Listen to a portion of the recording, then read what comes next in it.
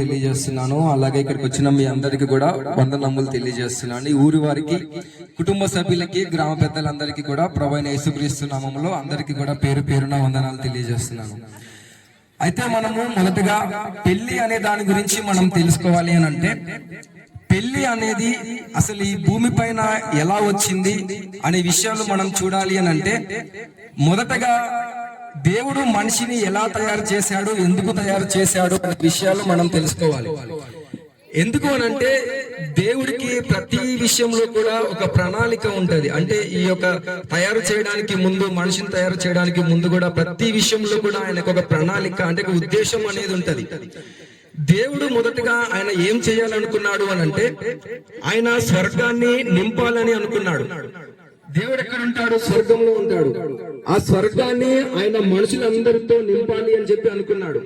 ఆ మనుషుల్ని ఎలా తయారు చేయాలి అనుకున్నాడు అంటే, ఆయన స్వరూపంలో, ఆయన పోలికలో, అంటే దేవుడు ఎలాగైతే ఉంటాడో ఆ విధంగా మనుషుల్ని తయారు చేసి, ఆయన ఎక్కడైతే ఏ స్వర్గంలో అయితే ఉంటాడో ఆ స్వర్గంలో మనుషులందరితో నింపాలి అని చెప్పి దేవుడు అనుకున్నాడు.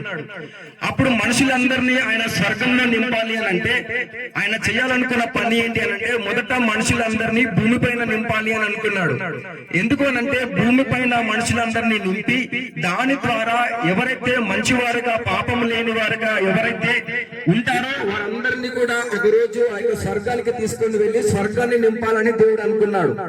రెండు అంశాలు ఏంటి అంటే, ఒకటి ఈ యొక్క భూలోకాన్ని నింపడం, రెండవది ఆ యొక్క స్వర్గాన్ని నింపడం. భూలోకాన్ని నింపాలి అనుకున్నప్పుడు ఆయన ఏం చేశాడు అని అంటే, మొదటగా ఒక పురుషుని తయారు చేశాడు. అంటే మొదటగా ఒక మగ మనిషిని తయారు చేశాడు దేవుడు. ఆ తర్వాత ఒక ఆడ మనిషిని తయారు చేశాడు.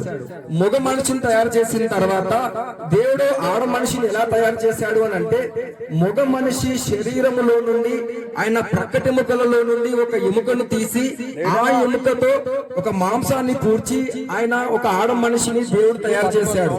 అంటే మగ మనిషిలో నుండి దేవుడు ఆడ మనిషిని తీశాడు. అంటే భర్తలో నుండి దేవుడు భార్యను తీశాడు. అందుకే మనందరం అంటాం కదా, భార్య భర్త వాళ్ళిద్దరు వేరు వేరు కాదు, వాళ్ళిద్దరు ఒకటే, వాళ్ళిద్దరు ఒకే శరీరం అయి ఉంటారు, వారిద్దరు కూడా ఒకే అయి ఉంటారు, వారిద్దరిని ఎవరు కూడా వేరు చేయలేరు, వారిద్దరు కూడా ఒకే మాట మీద ఉండాలి, ఒకే ఆత్మ కలిగి ఉండాలి. ఎందుకు అంటే వారిద్దరు ఒకే శరీరంతో ఉండాలి అని చెప్పి మనందరం కూడా అంటాం. దేవుడు కూడా వారిని ఎలా తయారు చేశాడు అని అంటే, ఒకే శరీరంగా దేవుడు తయారు చేశాడు. ఆ విధంగా దేవుడు మనుషులందరినీ తయారు చేసి ఏం చెప్పాడు అని అంటే, మీరు ఈ భూమిని నింపండి, విస్తరించి, తర్వాత ఈ భూమిని పరిపాలించండి అని మొదటగా తయారు చేసిన ఆ యొక్క మనుషులకి దేవుడు చెప్పాడు.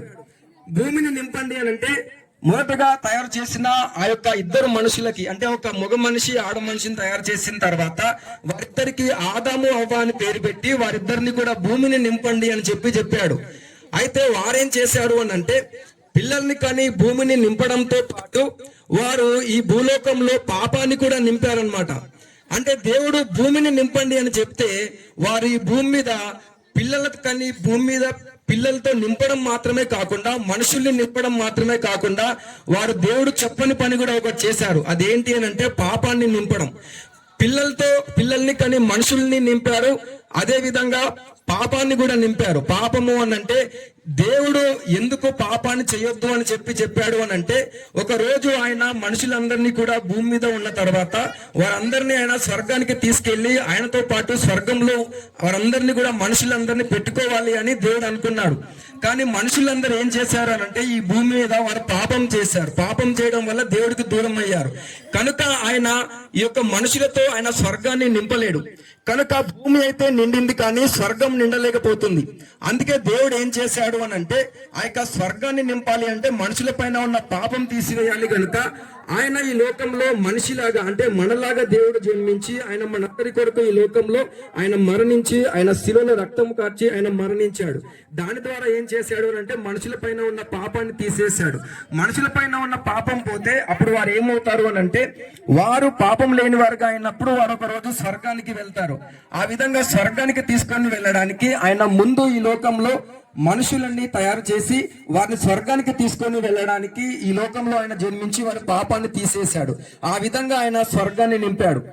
బైబుల్ ఏమనుంటుంది అని అంటే, ఒక రోజు వీరు ఏ విధంగా అయితే వివాహం పెళ్లి చేసుకొని తనతో పాటు జీవితాంతం తీసుకొని వెళ్తాడో అలాగే దేవుడు కూడా మనుషులందరినీ ఒకరోజు స్వర్గానికి తీసుకొని వెళ్ళి జీవితాంతం కూడా స్వర్గంలో మనుషులందరినీ దేవుడు తనతో పాటు తీసుకొని వెళ్తాడు.